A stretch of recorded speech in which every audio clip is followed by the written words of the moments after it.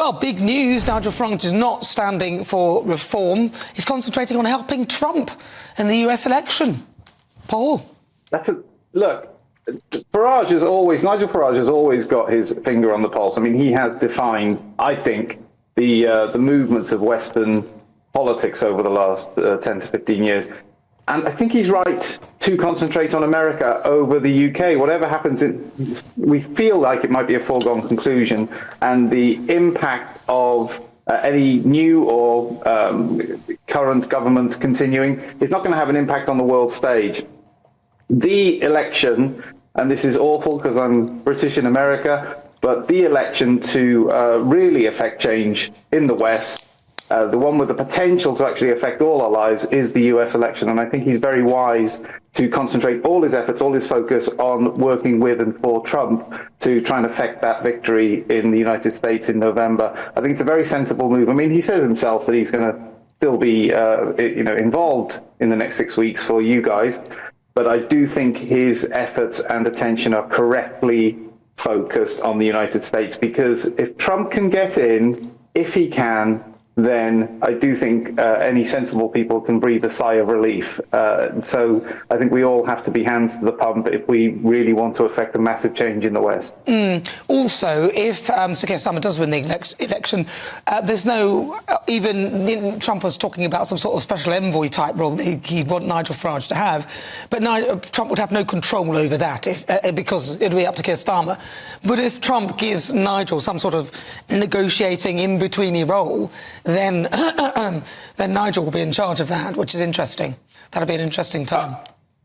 100%. I mean, look, that's the hope that he becomes. I mean, he could be ambassador still, couldn't he? I mean, he could technically become he could be made US citizen and then be sent over as ambassador to the UK. Theoretically, but that would just be hilarious, and that's worth the price of admission alone. But yes, but I do think, if you want to know what's going to happen in politics in the next 5 years, always just look at what Nigel Farage is doing, and I just think it's very, very telling that he's putting his efforts into the US, and I feel the same way. I'm not sure that Trump can win. This is the thing. You don't think Trump can win? Why? It's really difficult. Why? It's the abortion thing. You only have... Trump is leading in all the polls. Okay, and this is what I want to try and get through to people in the UK, is that he's winning in all the polls. That's fantastic, but it's all going to come down to 6 states. In one of those states, still, Biden is leading. Wisconsin, he pretty much leads the polls there. If you believe that Biden won fairly, I don't, but if you believe he did, he only won by 43,000 votes. Trump only won by 70,000 votes. It all comes down to a few counties in a few states that actually decide what happens to 330 million people. In the midterm elections, after Roe v. Wade was decided by the Supreme Court, when they repealed Roe v. Wade, you had MAGA, Trump-supporting women voting Democrat.